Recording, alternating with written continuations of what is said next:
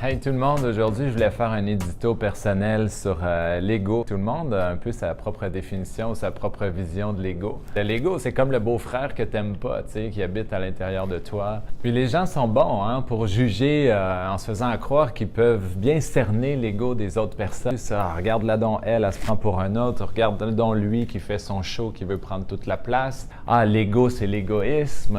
L'ego, c'est vraiment d'être prétentieux. Vous savez, l'ego, c'est beaucoup plus que ça. L'ego, c'est aussi la personne qui se responsabilise pas. C'est la personne qui a des comportements de victime, des comportements qui relèvent du contrôle, qui souhaitent imposer les choses aux gens. Donc, l'ego, ça se décline dans toutes sortes de personnalités, d'attitudes, de comportements. Puis d'ailleurs, c'est pour ça qu'on en parle autant, puis qu'on essaie d'enseigner autant aux gens à se détacher de cet ego-là. Parce qu'on sait souvent qu'à court terme, c'est payant, mais qu'à long terme, ça nous détruit. Et en bout de ligne, quand on essaie de prendre conscience de tout ça puis qu'on voit plus clair, on réalise que l'ego, c'est juste une façon d'être, peut-être une façon de vivre qui mène souvent à un grand mal-être. Mais en réalité, c'est quoi l'ego? C'est la personnalité qu'on s'est développée pour pouvoir se protéger des souffrances potentielles autour de nous. Si tu n'avais plus besoin de te protéger demain matin, qui serais-tu? C'est peut-être ça la bonne question à se poser.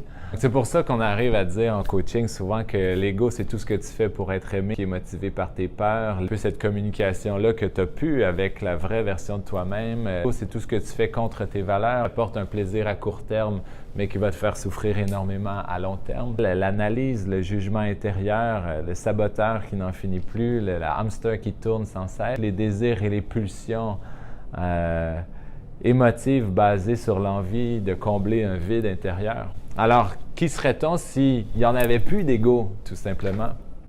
Probablement qu'on serait des êtres humains qui agiraient beaucoup plus en fonction de notre nature véritable, une nature qu'on aurait eu la chance de découvrir nécessairement.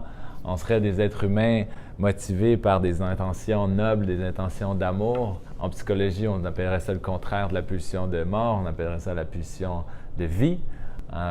Puis au lieu de tomber dans des analyses et des processus rationnels qui n'en finissent plus, qui donnent mal à la tête, probablement qu'on aurait une intelligence intuitive beaucoup mieux développée. Donc je dis toujours probablement que, parce que si on n'était que cette version-là de nous-mêmes, peut-être qu'on n'en parlerait même plus de l'ego. Elle permettrait d'avoir une meilleure raison, une sagesse.